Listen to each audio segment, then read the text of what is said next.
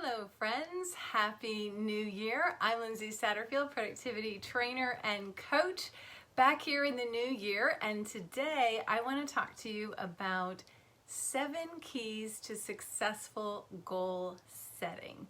Because goals are on a lot of people's minds. There's something about the beginning of a new year.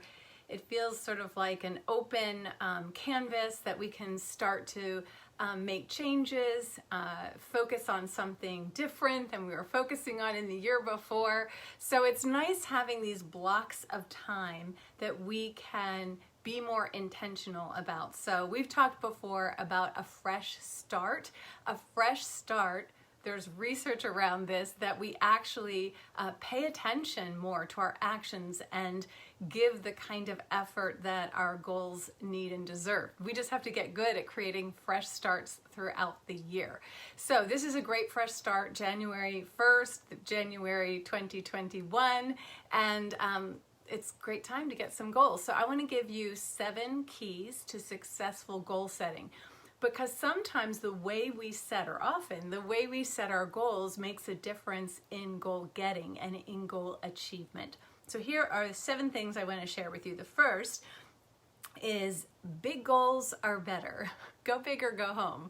So the research around goal setting, Edwin Locke did some research around goal setting, the theory of goal setting, and what they found was that bigger goals are more likely to be accomplished than what in the research they call low goals or small goals.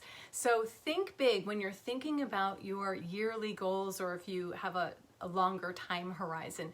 Think big, because that gets you out of bed, right? That helps you to be motivated, because oftentimes these big goals have a big why behind them. And we know about motivation that the why matters. So go big or go home. Have big goals versus small goals. Quantify the change. So it's great to want to be healthy. It's great to want to acquire some quality, but what you want to be sure you know is when you've achieved it, because we want to progress monitor throughout the year, and if we can't see that we're getting any closer to our goal, it's demotivating. It isn't very motivating. So we want to know when we've arrived. So make sure that even if it is about improving your fitness, let's say, then quantify that. What would that look like? Would it look like being able to run for a longer period of time? Would it look like more sit-ups or push-ups, or however you want to quantify that? So make sure that you quantify the change. And remember, goals are about change. That's why we set goals. We're going to have a before and we're going to have an after. So think about what is that before and what does that after look like. So quantify the change. Big goals are better, quantify the change.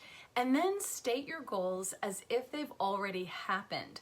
When we always future orient, when we always speak in future tense, we don't get the advantage of sort of the filter that the mind does around claiming a goal. So let me back up. When you can state your goal as if it's already happened, or either in the past tense or the present tense, then your own filter about what you're doing day to day shifts because of the way you're seeing your goal.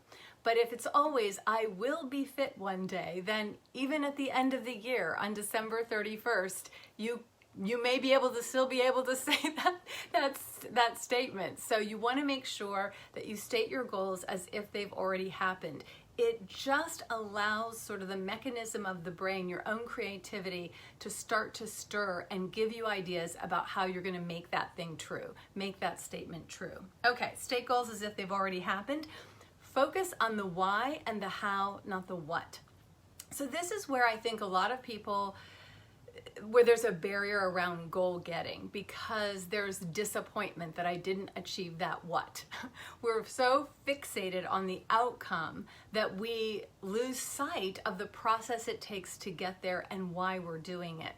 So the more important focus, once you set up your game, so I've often said this and I've said this here, The goal sets the game is where you play. The game is where you want to focus. So once you set your goal, you want to make sure you know why it's important to you, because that's more important than the what. The why more important than the what.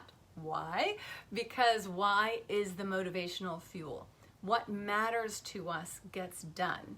So if we just get fixated on some outcome, that may or may not have the staying power of motivation. So focus on the why. And then when you have your goal, also focus on the how. What is the game that I need to play in order to get there? And that's where the attention should be, not on when am I going to get there? When am I going to get there? You'll be surprised. You will land there if you focus on the why and the how. Okay, focus on the why and how, not the what. Then number 5 is break up your goals into 90-day goals. So another thing that happens with goal setting and goal getting is we have that out there goal, that big goal, and we don't, we kind of lose our focus, right? It's so far out there that we don't have that sense of urgency that we need to take action in the present. So you want to bring in what I call the focal length and create mini goals. So for that bigger goal, create a 90-day goal. At the end of March, what do you want to be true? And state those as if they've already happened, and that creates an easier kind of focus for you if you bring in that focal length of the goal.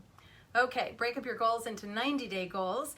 And then, this is really key, and this has to do with that how that I just talked about. And that is identify a habit or lead action that, if done consistently, will take you to that goal. And then chart your progress on that.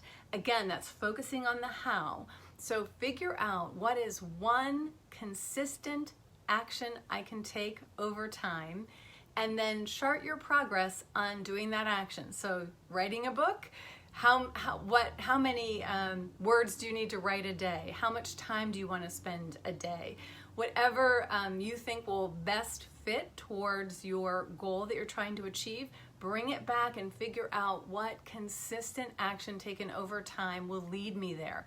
Because truly, these results that we're after, these goals that we may want to pursue, are a result of habit. They're a result of what we're doing routinely in the present. So identify a habit, or what I call a lead action. That's the thing that's going to lead me to that goal. And then chart your progress, because we know that progress monitoring increases motivation because it shows us our own impact, our own sense of agency and control. And that has a neurochemical trigger for those happy hormones, dopamine and serotonin. And that helps us with goal getting. It opens up the learning center. So identify a habit or lead action. And then the last one is make your goals visible. So you want to make your goals visible in order to keep them literally front of mind, right? Top of mind, front of mind. This is how you're creating sort of a new neural pathway. If you just have on a, somewhere in your, in a Word document that you have these goals, out of sight, out of mind, right? You want to start to create a new neural network, a new neural pathway that's fixated, focused on that particular goal. And that will start to create a bigger network around that goal, ideas that you have about getting there. And that is going to keep it in your focus, keep it front of mind so that you can continue to pursue it. So those are the 7 keys to successful goal setting and goal getting. Big goals are better. Quantify the change. You want a before and an after so you can see it. State the goals as if they've already happened. Focus on the why and the how, not the what. Break up your goals into 90-day goals. Identify a habit or lead action and chart your progress. And make your goals visible. try that out. Let me know if you do and what you discover when you do that. And I also want you to know that I'm holding a free goal setting working session. So we're going to be working through the goal starter kit that I've created that I will put a link for. It's a free download you can get to guide you in a simple 5-step process for setting goals. I'm going to be guiding folks through that process, and the key of this is that it's a working session. The thing that happens is we have this idea that we're going to sit down and create our goals for the year, but it seems kind of monumental or precious or something, and we just keep putting it off. So this is so that you can dedicate the time and get a good way in the process. It's 75 minutes that we're going to be doing this, and if you'd like to join us, let me know. Either direct message me, go to my website, lindseysatterfield.com, and message me, and I will send you the information about that. And if you'd like to join Power Start, we start next week.